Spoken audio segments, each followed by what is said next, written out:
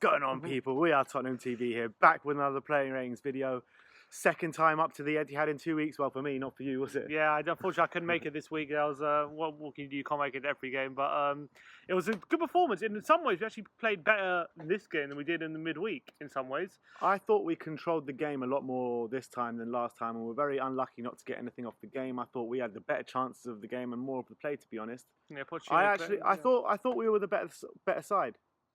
Yeah, I mean, I thought we played really, really well, considering all what happened, all the effort we put in on Wednesday night. That the change lineup as well. Pochettino said the man of the match of the game was Ederson, the Man City keeper, and he made so many saves that it's a shame we didn't get on the score sheet really at the end of the day. And although it was a free hit, we will probably look back on this game thinking probably could have got a point at least.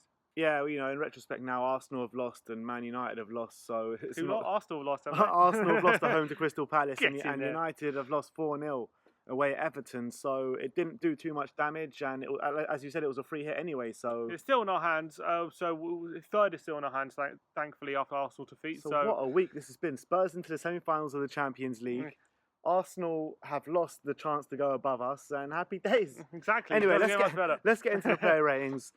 Paolo Gazzaniga, we gave him a 6. I thought he looked pretty shaky to start with, and there was that moment where he gave away that stupid corner. Yeah, that was ridiculous. For literally... Doing his best Lloris impression there. Yeah. But, yeah, I don't remember too many good saves from him, and he looked a bit shaky, so I gave him a 6. He did make one really good save in the second half from Sterling. Made himself big. It was one of those David De Gea saves, when it looks like it's like just straight at him, but it's positioning that kind of got him the save. So in that respect, you've got to give him credit. But yeah, he had a few shaky moments in the first half. Well, I don't think he did any. It wasn't a performance where you think, okay, he's can really challenge Hugo, but it wasn't bad from him. I think it was a decent outing. But yeah, he did. I think our defence actually performed quite well, so he didn't actually have too many saves to make. Yeah, on that afternoon. You're used to seeing more confident displays from him, so... Yeah, he had a few moments where, he was fumbling the ball, and as you say, he gave away the corner. That was a bit silly, but overall wasn't too bad. All right. Next, we've got Juan Foyth. We gave him an 8. Really, really Juan good of a kind, Juan of our own. Really impressed with him at right back. He came in at a right wing spot, really unfamiliar to him. But you got to give him credit. Poch said he used to play that when he was coming through the youth academy in Argentina. So that was actually his first position as a professional footballer. Yeah, really? No, I did not know that. Poch said that after the game in his interview.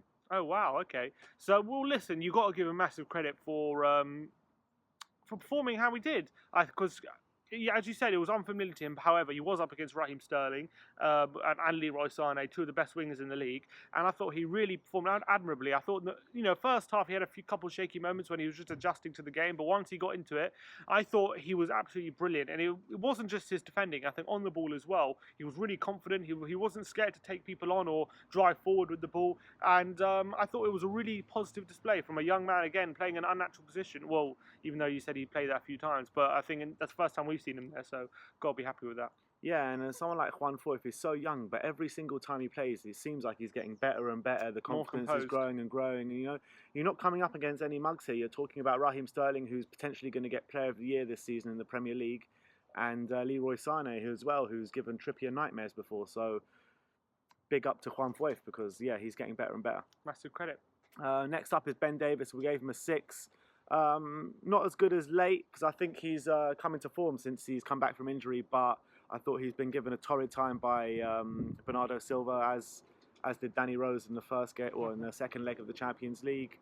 Yeah, it was just really hard for him because that trickery of Bernardo Silva is insane. I thought he was just absolutely destroyed our left backs both games. So it's going to be tough for him. Yeah, but credit to Davis. I thought going forward when he was actually when we were trying to play our football and on the break, he did quite well. I thought he was striding forward fairly well and he was being able to pick up passes into dangerous positions and set up attacks. So credit there. But yeah, he was really torn to pieces at times by Bernardo Silva, and he's just been nominated Player of the Year, and you can see why. He's absolutely fantastic, that guy. Yeah. So unlucky about Ben Davies.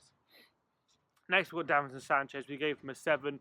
Solid display by him. I think it was him, obviously Jan and Toby all against the Aguero, the one striker going forward. I thought actually had a really good game.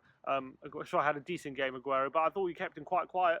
And Sanchez, I thought was in the middle, mopping up all the defensive areas that we all kind of had. Anything in behind, he was gobbling up, and I thought it was a good display by him. I've always said he looks better in a back three, and I think again it showed.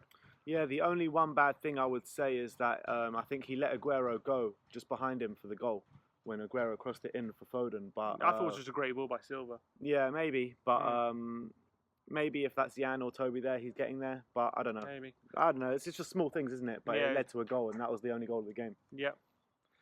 By the way, what do you think of this punch bang? It's going to come out in the background, isn't it? I don't know. Well, that's not allowed. Or maybe we could hear it. All right, moving on to Jan Vertonghen, we gave him an 8 as well. Calm, composed, as we always say. Jan Vertonghen putting in blocks all the time. I think there was that one block from a Kyle Walker cross that was going to go to Sterling. Yeah, that was a brilliant block from Jan Vertonghen. Best defender I thought on the day, as I've said many times. And yeah, he's up there top 3 for Player of the Year this season for me. For Spurs Player of the Year. Yeah, again, another really good display by Jan Vertonghen. I have to completely agree. Most of the game he didn't. I don't think he put a foot wrong the whole game. And considering all the massive effort that he put in on Wednesday night, it's really impressive. Toby Alderweireld, we gave him a 7. I thought it was a really good display overall from him. However, I did feel like a lapse in concentration from him. It did cost us that goal that we conceded. I think he did let Phil Foden go. He wasn't really concentrating. He had a free header, which is a shame because I thought overall a really good display by him. And I really hope he signs that new deal. The passion is there. You can see that he's really committed. You could see that at the end of the chat in the celebrations for the semi-final. That those roars he gives are just so passionate. And I'm sure he loves playing with his mate Jan Vertonghen at the back. So I don't know. I don't think it's a full-goal conclusion yet whether he's leaving or not. But I don't think so. I think he's going to stay personally. But yeah, really positive display by him. Really positive.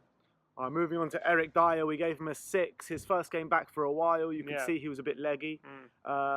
I think he struggled to cope a bit in the middle, to be honest. But having said that, I think he provided good steel in there to protect that back 3.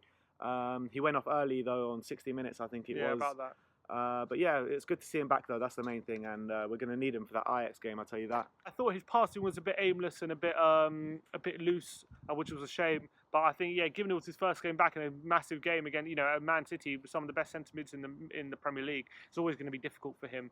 And we always know that under pressure, he's never that great with his passing anyway.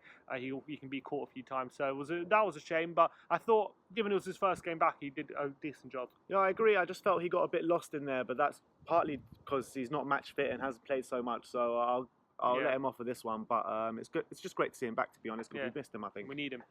Moving on to Dele Alli, we gave him an 8. I thought he was sensational. Some of those skills he was doing. I think there was one moment when there was about 4 City players around him. He did some sort of Cruyff ridiculous from Dele. And then some other turn, and then he completely dubs the whole of the Man City midfield. But I think he played a bit deeper, and I thought he was providing good passing in the middle, which we needed with Dyer in there because his passing wasn't great. And he was opening spaces for Eriksen throughout the whole game, so I thought it was brilliant display from Dele. Dele Alli was in one of those moods where all the tricks were coming off for him. It was a really good display from him. However, he wasn't in those really dangerous forward positions which we like to see him. But it was good. It's good to know even against really good teams like Man City, he can come in those deeper positions and form a role for us and do a good job. Look, we all know Dele's a big game player, so these big games no stranger to him. But even with a broken hand, he still performed. Yeah, I think he was absolutely sensational. He gave the Man City midfield all sorts of problems. If he was higher up the pitch in that mood, then maybe we could have got a goal or two, but it wasn't to be, was it? Yeah, we needed him there. We needed him there, exactly.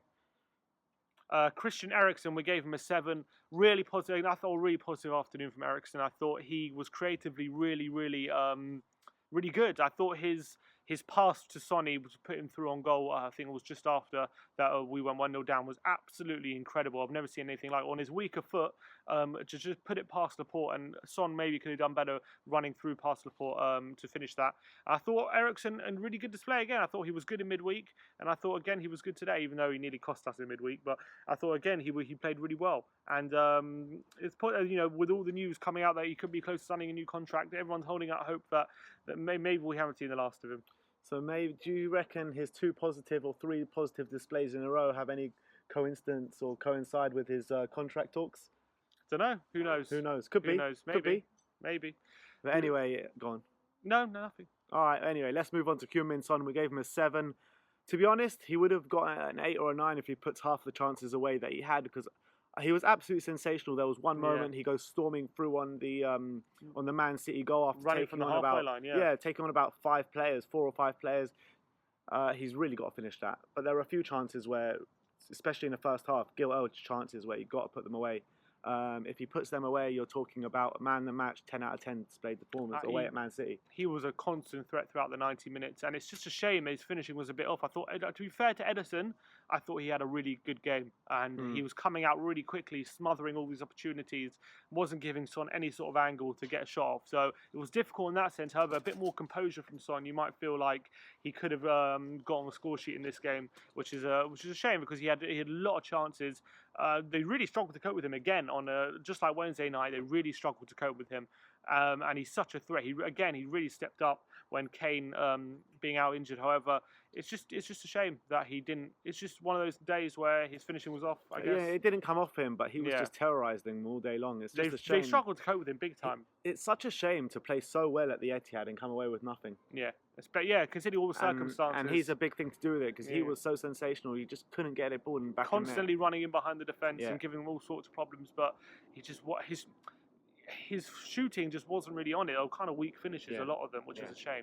But he was getting in those positions, and it's not as easy said than done to do that. Next, we go to Lucas Moura. We gave him a 6. Decent display, but really struggled to really hurt City. I felt I thought he was more of a threat on Wednesday night than he was tonight. You know, you see Son running in behind and really hurting the City defence. It's not. I've always said this about Lucas. He doesn't do that enough. He doesn't really stretch defences. He likes the ball to feet. Dylan, stop it. Lucas likes the ball to feet. He likes to dribble past players. He doesn't really like to run beyond players, which is sometimes what you need to do, and that's what he needs to work on. But he did have a decent display. He was causing City problems. They found it tough to get the ball off him, and he was setting up attacks. But I feel like when there's all that space in behind, he's got to use his pace in a different way sometimes. I mean, it wasn't as a strong display as it's been the last 3 or 4 games, but I still think it was a good display from him. When you're talking about the performances he was putting in, like halfway through the season, you know, there was nothing really there, but you know, there were positive moves from him in parts maybe, but I'm not going to complain too much about Lucas Moura's performance because I think a lot of the work he was doing was freeing up the space for Son as well. So yeah, I'm happy with it. Okay. Substitutions. I think Wanyama came on. He did a good job. Yeah, Wanyama's looking a lot more lean. He's looking. Maybe not back to his best, but it looks like it could be getting back to his best. Yeah, we'll cross our fingers because I thought he was done. Yeah, we all did, didn't we? And you know, after 2 years of really not playing well, but it's looking promising. So we've got to hold out hope for that. Llorente came on as well, did a decent job. I thought, won a few headers right at the end when we caused a few problems actually. And if we could have kept a bit more composure near the end, we actually might have got a goal from one of those flick-ons, but it wasn't. Yeah, we were pumping them in the last 5 minutes. We really. And Llorente was central to that. Yeah, and Danny Rose came in centre mid for the last 20 minutes or so. He did a decent job. He was a bit similar to his performance against Palace. He's kind of like running all over the place and causing a problem, yet wasn't really affecting the game too much in a positive light for us because you would lose the ball a lot and hang on to it a bit too much because it's not really his natural position. But he does kind of mix it up a bit. You know what I mean? It kind of gives him something else to think about the opposition. For me, why I had a problem with that substitution is like you sold Moussa Dembele in January. And we're so short in centre mids, and what could have done such wonders for us bringing on Dembele at that point. Yeah, could have done with him so much.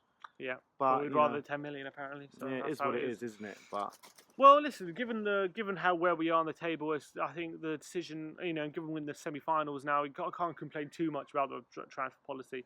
But it would have helped to have Dembele at this stage of the season, that's for sure. But we're still third place in our hands in the Champions League semi-final, so we're in a good position. You've got to say that. Yeah, look, I'm not saying we're not in a good position, but if we would have kept Dembele, we could be in a better position. That's for sure. All right.